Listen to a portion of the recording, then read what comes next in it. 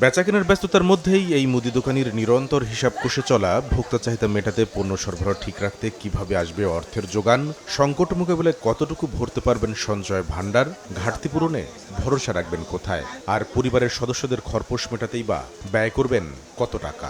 আয় ব্যয়ের হিসাব যদি আমি ঠিকমতো না করতে পারি তাহলে আমার ব্যবসারও উন্নতি হবে না, আমার সংসারও ঠিকমতো চালাতে পারবো না। পরিকল্পনা যদি আমার ভালো না হয় তাহলে আমার কোনো কাজে ভালো হবে না।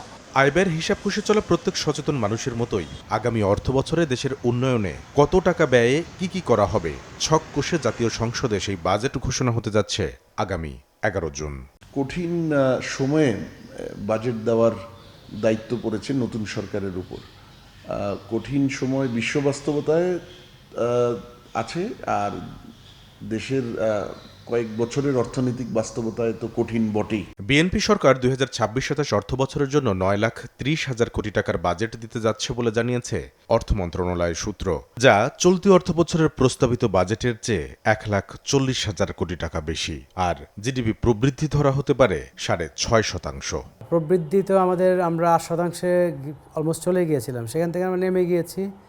সেই হিসেবে টার্গেটটা 6.5% অনেক বেশি না।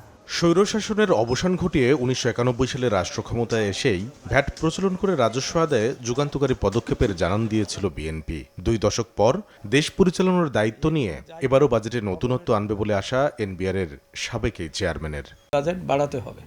কেন বাড়াতে হবে? যে অর্থনীতিকে চালু করতে হবে, বাজেট বড় করতে হবে, কিন্তু সুশাসনটা তার সাথে থাকতে হবে। তবে হরমুজ প্রণালী ঘিরে মধ্যপ্রাচ্য সংঘাত দীর্ঘ হলে পণ্য ও কাঁচামাল সরবরাহে যে নেতিবাচক প্রভাব পড়বে বিশ্ব অর্থনীতিতে, সেই বাস্তবতায় এই সম্প্রসারণমূলক বাজেট বাস্তবায়নে মুনশিয়ানা দেখাতে না পারলে রিজার্ভের চাপ তৈরি, মূল্যস্ফীতি বৃদ্ধি সহ অর্থনীতি অস্থিতিশীল হয়ে উঠতে পারে বলে সতর্ক করছেন এই অর্থনীতিবিদ। ইলেকশনের এক সপ্তাহ পরেই তো যুদ্ধ লেগে গেল।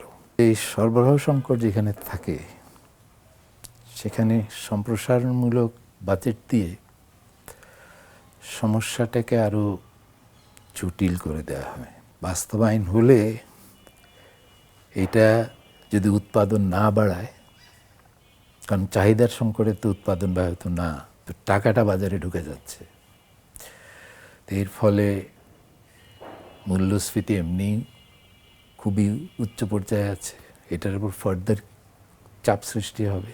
অর্থ মন্ত্রণালয়ের সূত্র বলছে, আগামী অর্থ বছরের বাজেট বাস্তবায়নে রাজস্ব আদায়ের লক্ষ্যমাত্রা 6,95,000 কোটি টাকা ধরা হতে পারে।